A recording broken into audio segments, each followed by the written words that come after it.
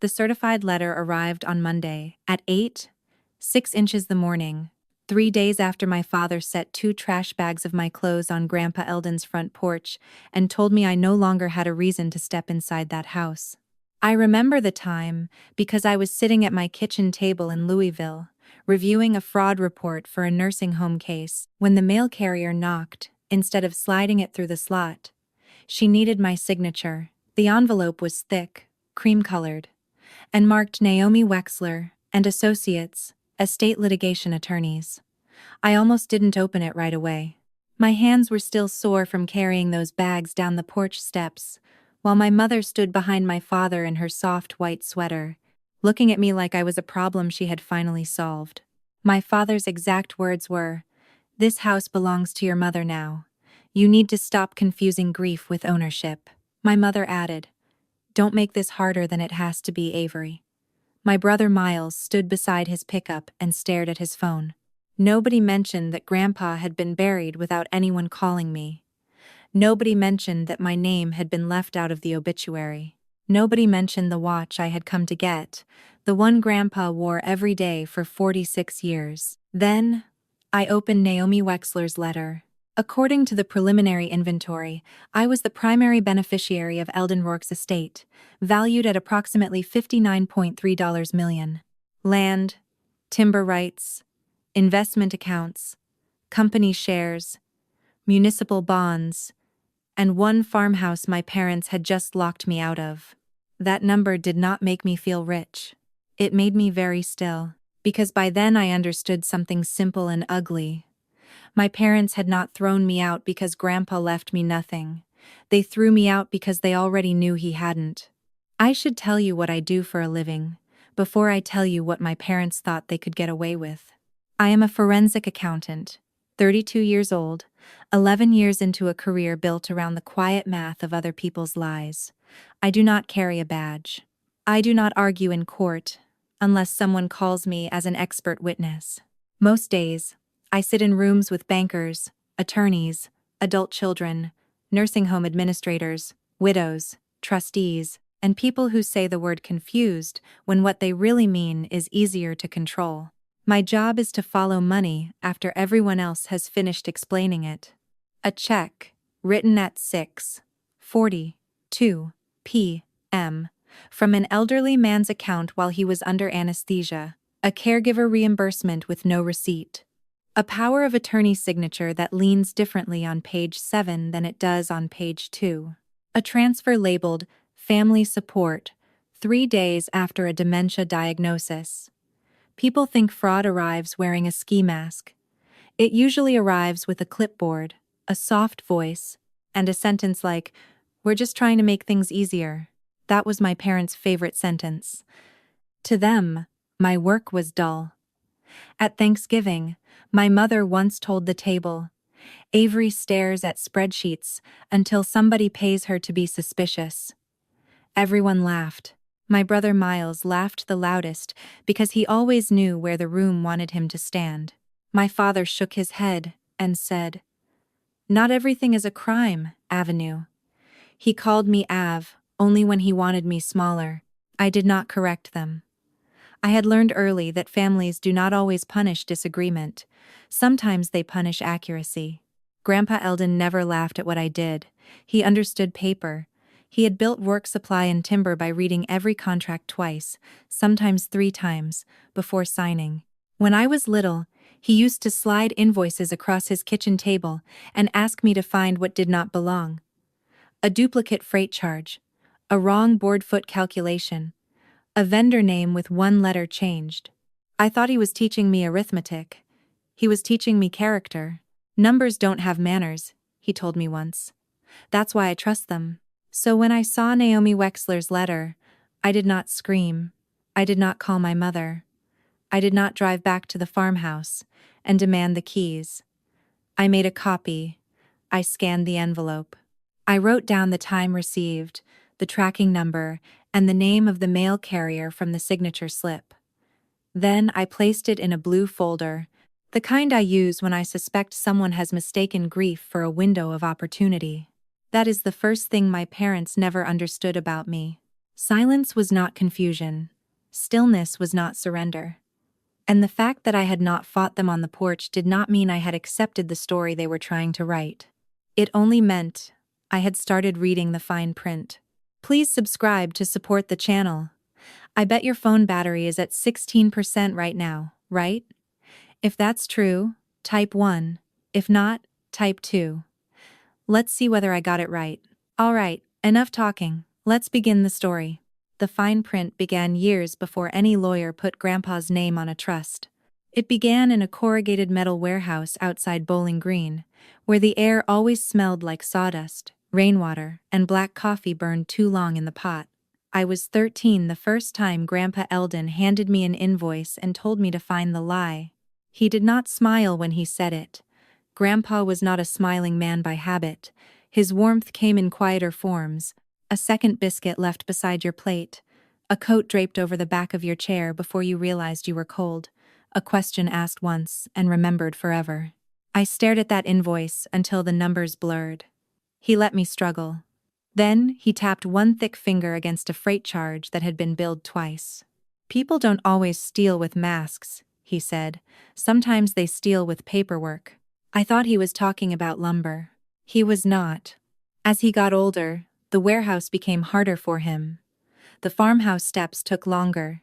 His handwriting grew smaller, not weaker exactly, just more careful, as if each letter cost him something. On Thursday nights, I drove down after work with groceries, pill organizers, and whatever mail he had stacked beside the toaster. Medicare notices, insurance updates, property tax statements, vendor letters from men who still addressed him as Mr. Rourke, even after he stopped going into the office every day. My mother came on Sundays. She brought casseroles in glass dishes and posed on the porch with one arm around Grandpa's shoulders. Taking care of Dad, she would write online, "Family is everything." The comments always praised her. What a devoted daughter. What a blessing. What a beautiful example. Grandpa never commented. He would look at the post, set the phone face down, and ask me whether the electric bill looked high for October. One night in January, I found him sitting at the kitchen table, with his reading glasses in his hand, breathing like the room had gotten too large around him. I asked if he wanted me to call anyone. He shook his head. After a minute, he said, "Did your mother post today?" I told him I had not checked. He looked toward the dark window over the sink. "She posts before she asks how I am." There was nothing useful to say to that, so I sat with him. I refilled his water. I sorted the mail. I listened while the old wall clock counted the seconds. Neither of us knew how to fill. I never thought of those nights as proof of anything. But Grandpa did. And that was the part my parents never calculated. My parents understood appearances better than they understood Grandpa. By the spring before he died, my mother had begun using a new phrase whenever she talked about him. Slipping a little. She said it gently, with her head tilted, as if sorrow had made her noble. She said it to neighbors, to churchwomen, to the manager at Cumberland Union Bank. She said it on speakerphone once while I was standing in Grandpa's kitchen, close enough to hear every word. "Dad is slipping a little," she told someone. "We're trying to simplify things before he gets overwhelmed." Grandpa was sitting at the table, peeling an orange with a pocket knife. His hand paused for half a second. Then he kept peeling. That was all. My father's word was streamline. He wanted to streamline the accounts, streamline the property records, streamline the company structure. Bruce Kincaid could make a locked door sound like a favor if he lowered his voice enough. He started asking Carter Bell about the warehouse inventory, about which employees were essential, about whether the Tennessee timber parcels were still worth holding. Carter told me later that Grandpa heard one of those conversations from the hallway and did not interrupt. He just listened. Miles started showing up more too, not with groceries, not for doctor visits. He came with measuring maps, real estate printouts, and questions about acreage. His landscaping company in Nashville had been struggling for 2 years, though nobody at Sunday dinners was allowed to say that out loud. My mother called it a difficult season. My father called it temporary pressure. I called it debt, but only in my head. Then came Dr. Silas McKenna. My mother scheduled the appointment herself. She told Grandpa it was routine, just something the facility recommended for older adults managing complex assets. She drove him there, waited in the lobby, and posted a photo of 2 coffee cups on Facebook with the caption, "Long morning taking care of Dad. Wouldn't have it any other way." The evaluation did not give her what she wanted. Dr. McKenna wrote that Eldon Rourke understood the nature and extent of his assets, recognized his family members, understood the consequences of legal delegation, and demonstrated clear capacity to make independent financial decisions. Grandpa kept a copy in the drawer beside his checkbook. My mother did not mention it again. After that, the paperwork around him changed tone. A $42,000 transfer appeared for the formation of something called Rourke Family Management LLC. A consulting payment went to an account tied to Miles's business. Small cash withdrawals started appearing in amounts too neat to be accidental. My father asked a bank officer whether an old power of attorney was still enough for practical purposes. Grandpa did not confront them at dinner. He did something quieter. On January 16, he signed a document my parents would spend the rest of his life pretending did not exist. Grandpa died on a Friday morning in October. I know that now. At the time, I knew nothing. No one called me. Not my mother. Not my father. Not Miles. Not the funeral home. Not the church where Grandpa had paid for the roof repairs after the spring storm of 2009. For 5 days I went to work, bought coffee, answered client emails, and lived in a world where my grandfather was already gone, and everyone who should have told me had decided I did not need to know. I found out from Linda Pruitt, his neighbor. She called me on Wednesday afternoon while I was reviewing bank statements in a conference room. Her voice was small in a way that made me stand before I understood why. "Honey," she said, "I thought you knew." That sentence did something to the room. The fluorescent lights seemed louder. The paper in front of me stopped making sense. The funeral had been Monday. There had been white flowers, a framed photograph near the pulpit, and a guest book with a blue ribbon. My mother sat in the front pew. My father stood beside her. Miles helped carry something, Linda said, though she could not remember what. Everyone said it was a beautiful service. I opened the obituary on my laptop. Marla Kincaid, beloved daughter. Bruce Kincaid, son-in-law. Miles Kincaid, grandson. Carter Bell, longtime employee and friend. Beverly Ames, devoted caregiver. My name was not there. I read it once, then again, then a third time, slower, as if my eyes might find me hidden between lines. They did not. I had not been misspelled. I had not been misplaced. I had been removed. I took a screenshot at 2:17 p.m. I printed it. The printer jammed on the first try, creasing the corner of the page. I smoothed it flat with both hands, wrote the date across the top, and placed it in my blue folder. 2 days later, I drove to the farmhouse. The locks had been changed. My father opened the door only wide enough to block it with his body. Behind him, my mother stood in a cream sweater, holding papers against her chest. Miles was near the pickup, looking down at his phone, like guilt had a screen. "I came for Grandpa's watch," I said. My mother sighed. "Don't make his death about things." I looked at the new lock. "Then why did you change the door?" My father set 2 trash bags on the porch. My clothes, a sweater, old jeans, the spare shoes I kept there for muddy mornings. "You don't live here," he said. "You don't get to come and go like this belongs to you."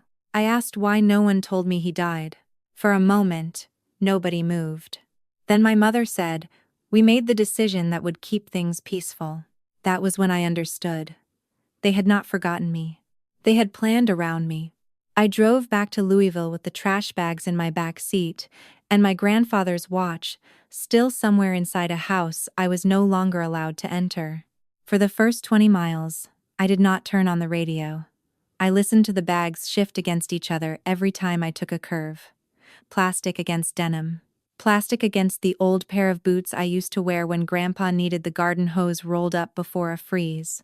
It is strange what grief chooses to notice when the larger thing is too big to hold. That night, I put the bags in the hallway and did not unpack them. I made soup. I ate 4 spoonfuls. I washed the bowl even though half of it was still full. Then I sat at my kitchen table with the obituary, the photograph of the changed lock I had taken from my car, and the certified letter from Naomi Wexler's office. I lined them up by date. Not because I knew yet what they meant. Because order is the only mercy numbers have ever offered me. The following Thursday, I drove to Lexington. Naomi Wexler's office was on the 3rd floor of a brick building 2 blocks from the courthouse.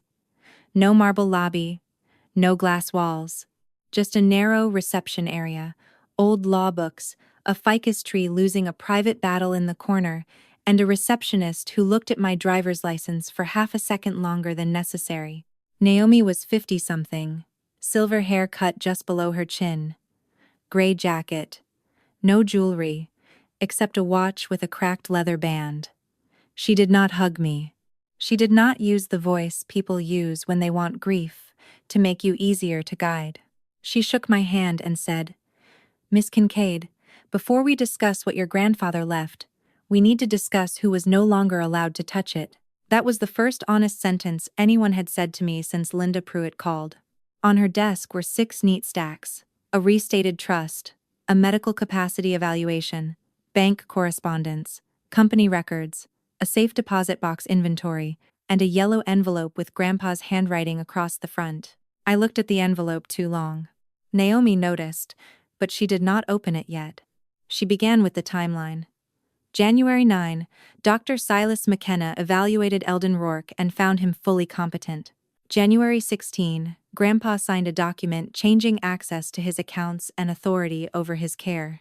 February 3, my father contacted Cumberland Union Bank and asked whether an older power of attorney was still practically usable. March 12, my mother requested a copy of trust materials she was not entitled to receive.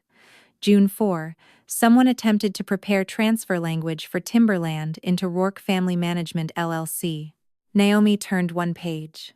"Your parents were not supposed to have access after January 16th, she said. I felt no shock. Not exactly. Shock is for surprises. This felt like finally hearing the correct name for something that had been standing in the room for years. Then Naomi touched the yellow envelope with 2 fingers and slid it toward me. "Your grandfather anticipated resistance," she said. "He also anticipated concealment." I looked down at his handwriting. Small, careful, unshaken. For the first time since I had seen my missing name in that obituary, I felt my throat close. Because my parents had locked me out of his house. But Grandpa had left another door open. Naomi did not hand me the original first. She handed me the copy from the safe deposit box, because good lawyers do not build hope on paper that can disappear from a farmhouse drawer. Across the top, in clean block letters, was the title, Revocation of Agent Authority and Final Trust Instruction. Beneath it was Grandpa's full legal name, Eldon Matthew Rourke, followed by the date, January 16. Every page carried his initials. Every signature line was complete. Maeve Sutton's notary stamp sat clear and dark in the lower corner. The kind of ink mark people ignore, until it becomes the only thing standing between truth and theft. I read it once as a granddaughter, then I read it again as a forensic accountant. The document revoked all financial authority previously granted to Marla Kincaid and Bruce Kincaid. It removed them from access to bank accounts, investment records, business files, timber contracts, and medical billing decisions. It named Naomi Wexler as legal contact for estate matters. It confirmed me as primary beneficiary of the trust. And then, in a paragraph that made the room feel smaller, Grandpa instructed Naomi to audit any transaction attempted by my parents or Miles after that date. He had not been confused. He had been documenting. Naomi opened a second folder. The original copy was supposed to remain in the farmhouse file cabinet, she said. When I requested it after your grandfather's death, your mother told me no such document existed. I looked down at the page. There was a handwritten note in Grandpa's careful, narrow script along the margin. If they say I forgot, show them this. I put my thumb beside the words, not on them. I did not want to smudge a copy, which made no sense. But grief has its own rules. Naomi continued. After January 16, there had been a request to transfer $75,000 toward an account connected to Miles's company. There was an email from my father asking the county recorder about moving timber acreage into a family management LLC. There were fees paid from Grandpa's account to an attorney Grandpa had never retained. Small withdrawals. Neat withdrawals. The kind made by people who think staying under a threshold means staying invisible. My parents had not just hidden a paper. They had acted as if the paper had never existed. Naomi watched me absorb it. Do you need a minute? I almost laughed. Not because anything was funny. Because my whole family had spent months treating Grandpa's age like an open door, and he had quietly built a wall behind it. I'm not surprised they lied, I said. I'm surprised he knew how long they had been practicing. Naomi closed the folder. He knew, she said. That is why you are here. Naomi asked me if I wanted her to file immediately. I looked at the folders on her desk, at the clean edges of the documents Grandpa had left behind, and thought about my mother standing behind that new lock, with papers pressed to her chest like a shield. Filing would have been easy. Correct. Even. But part of me needed to hear the lie from their mouths, while they still believed I was standing in the dark. Not yet, I said. Naomi studied me for a moment. She was too experienced to mistake restraint for hesitation. Then document everything, she said. I almost smiled. That part I know how to do. When I got home, I made a new folder, not the blue one from the obituary. A thicker one, with metal fasteners and a label I typed instead of writing by hand. Rourke Estate Access after revocation. I started with January 9, Dr. McKenna's capacity evaluation. Then January 16, the revocation. Then, the bank inquiry, the trust request, the LLC documents, the county recorder email, the attempted transfer connected to Miles. The small withdrawals that looked harmless only if you did not understand how people test a locked door before forcing it open. After that, I added my own pieces. The obituary without my name. The screenshot time-stamped 2:17 p.m. Linda Pruitt's call log. A photo of the changed lock. The certified mail receipt from Naomi's office. A written summary of the porch conversation, made while every sentence was still fresh enough to sting. I wrote my father's words exactly. I wrote my mother's words exactly. I wrote that Miles did not speak. Silence matters in a record. People think evidence is always dramatic. A smoking gun. A secret recording. A confession shouted across a room. Usually, it is smaller. A date that does not match. A missing name. A signature requested too quickly. A family member who says they want peace but brings a document with a notary block already waiting. That night, I tried to eat. I heated soup on the stove and left it there until a skin formed on top. I stood at the counter with Grandpa's yellow envelope beside my elbow, unopened. Naomi had given it to me before I left. For when you're ready, she said. I was not ready. Not because I was afraid of what he had written to me, but because I knew once I read it, I would have to accept that he had seen all of this coming.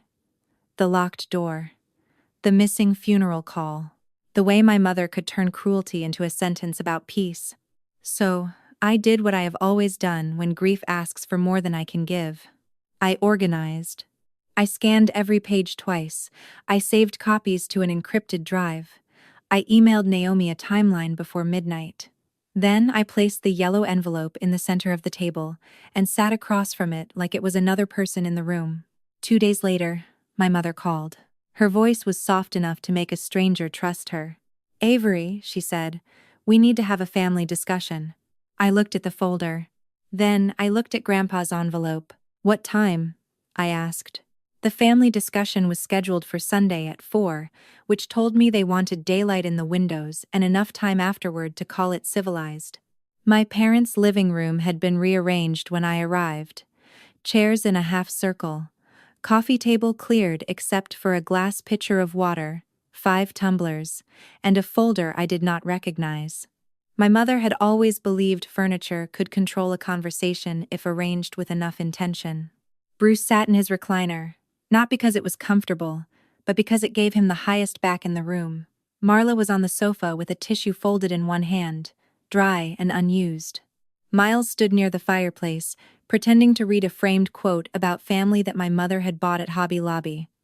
My Aunt Corinne sat beside him, lips pressed thin, already disappointed in me. Next to the coffee table was a man in a navy suit, with polished shoes and a leather portfolio on his knees. "This is Grant Hollis," my mother said. "He's helping us think through options." Grant smiled the way paid men smile when they have been told only one side of a story. I sat in the chair closest to the door. My mother noticed. Her face tightened for half a second, then softened again. "We all loved Dad," she began, "and the last thing he would have wanted was for his legacy to be torn apart by paperwork." There it was. Paperwork. As if paper had killed him. As if signatures were the enemy, and not the only reason his voice still existed. Bruce leaned forward. "This estate is too complex for one person, Avery, especially someone your age. Your grandfather built something that belongs to the whole family." Miles still did not look at me. Grant opened his portfolio and slid a document across the table. "This is just a proposed family settlement agreement," he said. "Nothing adversarial." I looked at the title. Beneficiary Disclaimer and Family Settlement Agreement. They wanted me to disclaim my rights as primary beneficiary and consent to Marla and Bruce managing the estate. In return, I would receive $250,000, described in paragraph 4 as a generous distribution made in recognition of family harmony. I read the first page, then the second. Then I turned to the signature page. There was already a notary block waiting. I looked at Grant. "Who drafted this?" He adjusted his cuff. "It's only a working document." "Then why is it prepared for execution?" No one answered immediately. My mother's tissue finally moved. She pressed it under one eye where there were no tears. "Avery," she said, "please don't make this ugly." I closed the document and placed it back on the table. "You locked me out of Grandpa's house," I said. "You buried him without calling me. And now you're asking me to sign away what he left while calling it harmony." Bruce's jaw hardened. "You're being emotional." "No," I said. "I'm being accurate." That was when my mother's softness disappeared. "Your grandfather was not himself at the end," she said, "and you know it." I looked at her for a long moment. Then I asked, "Why did you hide the January 16th revocation?" The room went so quiet I could hear the refrigerator click on in the kitchen. My mother recovered first. "I don't know what you're talking about," she said. She said it too quickly. That was the first mistake. People who are truly confused usually ask for meaning. People who are guilty deny vocabulary. Bruce stood. "This meeting is over." "No," I said. "It's just starting." I took out my phone and sent the text I had already written before I walked into the house. "Now." 4 minutes later, the doorbell rang. Nobody moved. My mother looked at the hallway, then at me, and for the first time that afternoon her face showed something honest. Not grief, not concern, calculation. Grant Hollis cleared his throat. "Perhaps we should pause." I stood and opened the door. Naomi Wexler stepped inside wearing a gray coat and carrying the same worn leather case she had brought to her office conference room. She did not look surprised by the half-circle of chairs. Good attorneys are rarely surprised by furniture arranged for pressure. Marla rose from the sofa. "This is a private family matter." Naomi closed the door behind her. "No, Mrs. Kincaid. This is an estate matter. Those are different." That sentence changed the temperature of the room. Bruce pointed toward me. "She had no right bringing you here." Naomi looked at him the way I had seen judges look at men who confused volume with authority. "Your daughter was asked to sign a legal disclaimer concerning a trust my office represents. She had every right to have counsel present." Grant's smile had disappeared. Naomi placed her case on the coffee table and opened it. No drama, no flourish. Just metal clasps, paper, and the quiet sound of a room losing its story. First, she placed the January 16 revocation on the table. Then, the certified copy from Cumberland Union Bank. Then Maeve Sutton's notary log. Then Dr. McKenna's capacity evaluation. Then the email Bruce had sent to the county recorder asking whether timber acreage could be moved into a family management entity before probate became needlessly complicated. Then the transaction summary showing withdrawals after their authority had been revoked. Last, she picked up Grant's settlement agreement between two fingers and set it beside Grandpa's revocation. "You asked Avery to surrender rights. You already knew she had," Naomi said. "And you did so while relying on authority Eldon Rourke had already removed." My mother's mouth opened, but nothing came out. Bruce said, "Documents can be twisted." Naomi turned one page. "That is why Mr. Rourke left his own words." She read from the handwritten instruction attached to the trust file. "My daughter has treated my age as leverage. My granddaughter has treated it as a responsibility. I know the difference." Aunt Corinne put her hand over her mouth.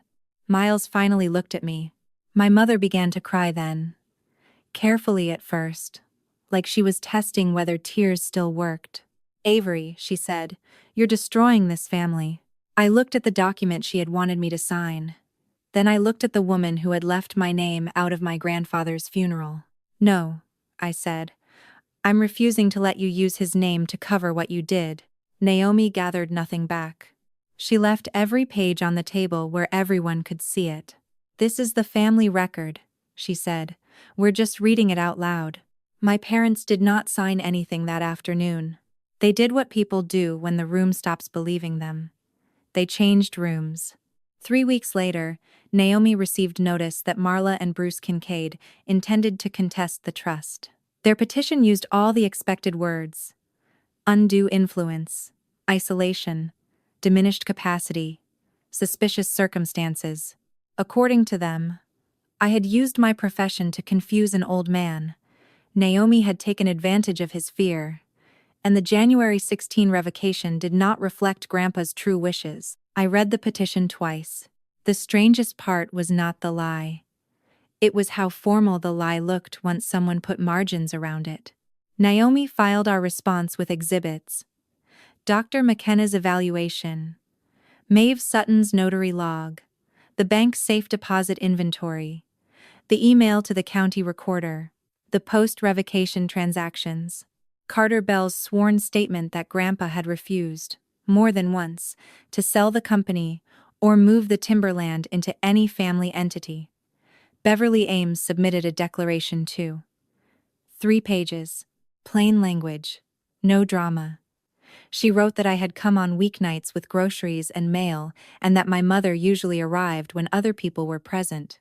That sentence did more damage than anger ever could. There was a preliminary hearing in a wood-paneled courtroom that smelled faintly of floor polish and old paper. My mother wore navy. My father wore the same expression he had used on the porch, the one that said he was waiting for the world to remember he was in charge. Miles sat behind them, shoulders folded inward.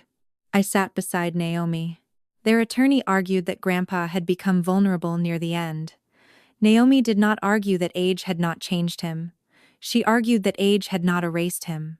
Then she walked the court through the timeline, one date at a time, until my parents' story had nowhere left to stand. January 9, competent. January 16, revocation signed. February 3, Bruce asked about using old authority. March 12, Marla requested documents she had no right to receive. June 4, the LLC language appeared. October, Grandpa died, and the original paper vanished from the farmhouse. The judge took 26 minutes. The petition was dismissed. The order said what Naomi had already known. Eldon Rourke's intent had been documented, witnessed, preserved, and deliberately concealed by the parties now challenging it. My parents received what Grandpa had left them: $10,000 each, and a sealed letter. Miles received $5,000 and one of his own. I did not ask what theirs said. Some truths are not yours to read, even when you paid for the damage they caused. 6 weeks later, Miles called me. He admitted his landscaping company was drowning. He admitted our parents had talked about using the estate to save it. He said he never thought they would cut me out of the funeral. I said, "But you let them cut me out of the room." He was quiet. Then he said, "I know." I did not forgive him that day. I only said, "I heard you." And for once, that was enough. People asked me afterward whether it felt good to win. I never knew how to answer that. Winning is a clean word. What happened was not clean. The trust transferred, the accounts moved. The timberland, the company shares, the municipal bonds, the farmhouse, all of it settled into the legal shape Grandpa had chosen before anyone else admitted there was a fight. On paper, it was over. But paper does not sit beside you in a church pew and explain why there was an empty space where you should have been. I did not sell Rourke's Supply and Timber. That was the first decision. Carter Bell stayed on as manager, with a raise Grandpa would have pretended to complain about and secretly approved. The workers kept their jobs. The contracts with the small schools and rural churches stayed in place. The Tennessee land did not become a quick rescue fund for Miles's failed business. It stayed timberland, managed slowly, the way Grandpa had always insisted land should be managed. I created the Eldon Rourke Senior Protection Fund through the legal clinic at the university in Lexington. It pays for older adults in 3 counties to have powers of attorney, beneficiary forms, and trust documents reviewed before a family member with a soft voice and urgent plans starts calling control, care. I gave Beverly Ames a check from Grandpa's caregiver fund. She tried to refuse it. I told her it was not charity, it was a record. 2 weeks later, she mailed me a card. 3 sentences. He knew who stayed. I am glad the paper finally said it. Take care of his clock. By then, Naomi had recovered Grandpa's pocket watch through a formal property demand. My mother returned it wrapped in newspaper, without a note. I placed it on my desk, beside a copy of the January 16 revocation. Some mornings, when the office is quiet, I wind it and listen to the small, stubborn ticking of a thing that survived being hidden. I also opened Grandpa's yellow envelope. I waited longer than I should have. Maybe because it was the last room he had left for me, and I was afraid to step into it. The letter was 3 pages. His handwriting was smaller than I remembered, but steady. He did not apologize for the money. He did not explain love like a man uncertain of it. He wrote about responsibility, about silence, about how people reveal themselves when they think age has made someone harmless. The last line was the one that stayed with me. If they make you choose between peace and truth, remember that peace built on a lie is just another room they locked you out of. So I stopped trying to open that old room. My parents thought throwing me out would make me disappear.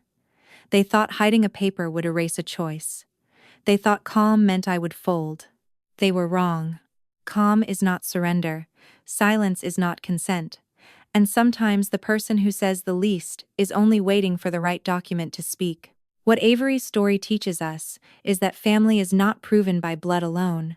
Family is proven by presence, by who shows up when there is no audience, by who stays after the photos are taken, after the polite words are spoken, after the room gets quiet and the person who needs help can no longer offer anything in return. Some people use the word family like a shelter. Others use it like a weapon. They say it when they want silence. They say it when they want control. They say it when they want you to forgive something they have not admitted, or sign something you have not read. But real family does not require you to erase yourself to keep the peace. Peace without truth is not peace. It is pressure with softer language. Avery did not win because she was loud. She won because she was steady. She listened. She remembered. She documented. She did not let grief make her careless, and she did not let betrayal make her cruel. That is a kind of strength many people overlook. The strength to stay calm when others expect you to collapse. The strength to wait until the truth has a place to stand. And Eldon's part of the story matters just as much. He reminds us that quiet love is still love. The person who comes without posting about it, who sits at the kitchen table, who reads the small print, who remembers the medicine, who stays through the hard afternoons, that person is seen, even when it feels like no one notices. In life, We may not always get justice quickly. Sometimes the people who hurt us get to tell the first version of the story, but that does not mean they get to tell the final one. If this story touched something in you, tell me in the comments. Have you ever seen someone use family as an excuse to control or silence another person? Or have you ever been the quiet one who showed up when no one was watching? Please like this video, subscribe to the channel, and share this story with someone who needs to remember this. Calm is not weakness, silence is not surrender, and truth has a way of surviving locked doors.